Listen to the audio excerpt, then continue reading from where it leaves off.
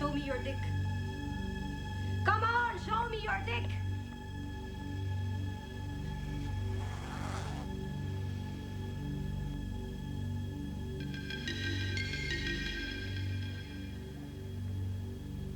Is that your normal size? Yes. Not bad.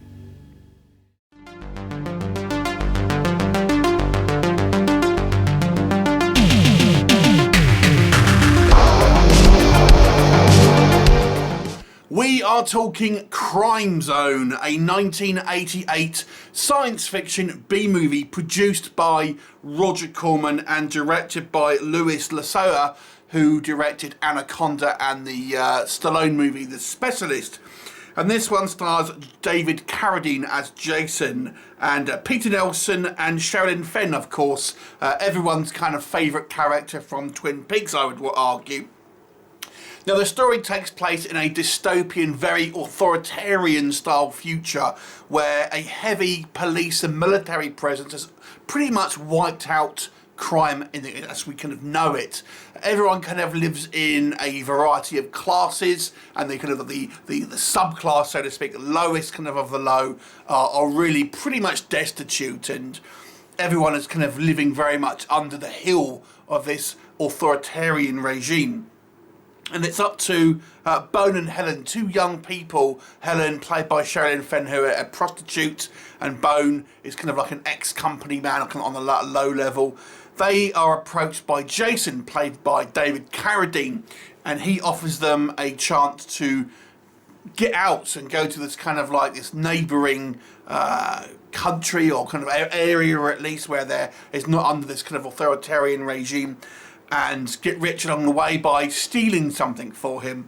And as they obviously decide whether to weigh out their options and have a better chance of life, of course they go for it, and things maybe don't go exactly to plan.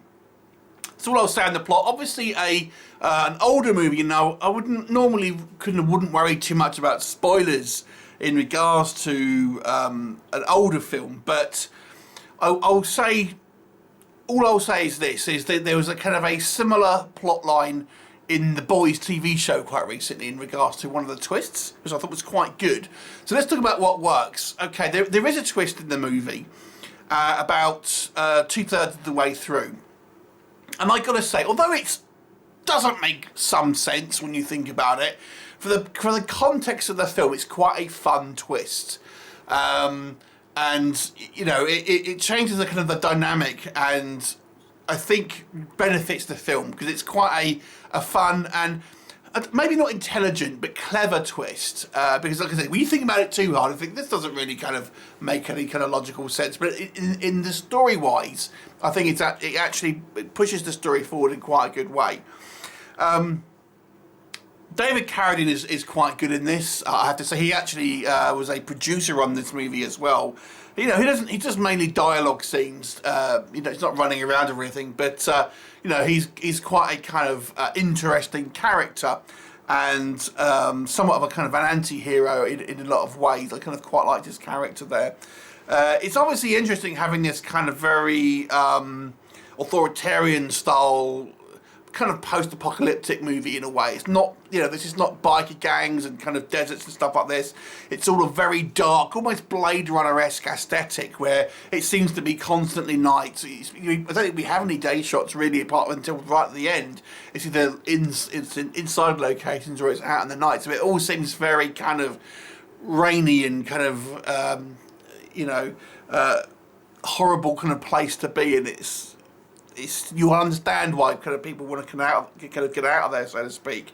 There are some interesting elements about how people are dealt with. As kind of we see like a revolutionary kind of being dealt with quite severely at the beginning of the film. I thought was quite fun, and I quite enjoyed our couple, our kind of Bone and Helen as our protagonists, and they end up becoming kind of like Bonnie and Clyde, almost like a hero to the people, because they are the people that ultimately, even though they're unwilling at first and kind of don't really intend to go on this path, they end up becoming somewhat of a hero of the people.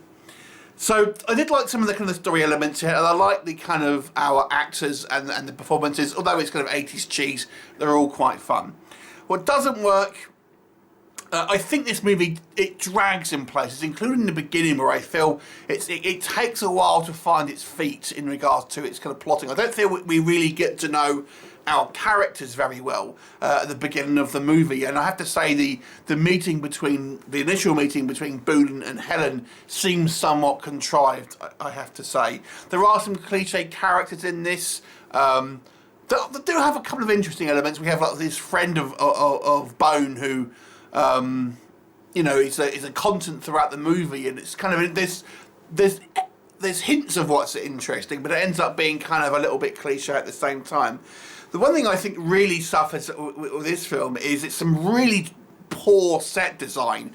Obviously, it's a Roger Corman production, not known for a particularly kind of high budget productions.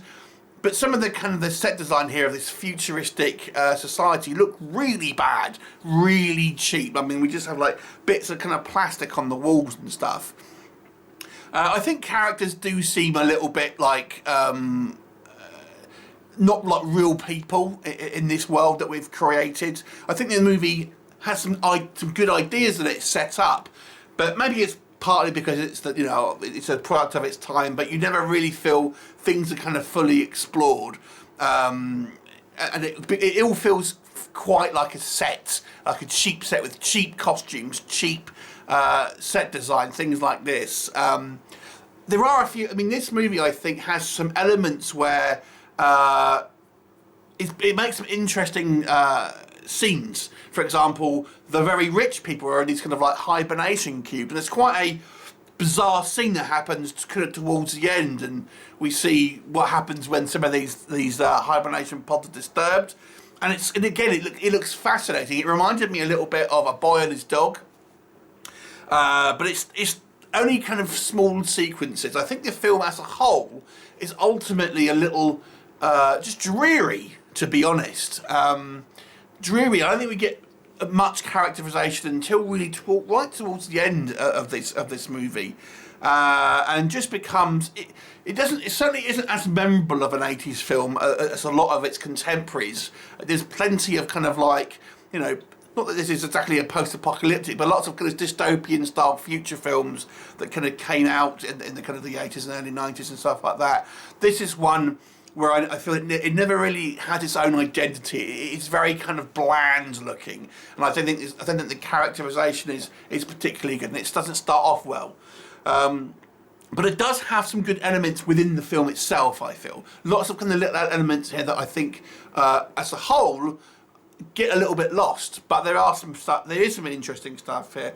Maybe you want to check out if you are a kind of a fan of, you know, 80s kind of schlocky, kind of science fiction B-movie, post-apocalyptic movies. But it's never as flashy as some of the other productions. I'll give this one a 4 out of 10 because I don't think overall it's particularly memorable, and doesn't have particularly strong characters and stuff, but it does have some interesting elements within it. Have you seen Crime Zone? What are your thoughts on it? Leave me a comment and I'll look forward to seeing you next time. Bye for now.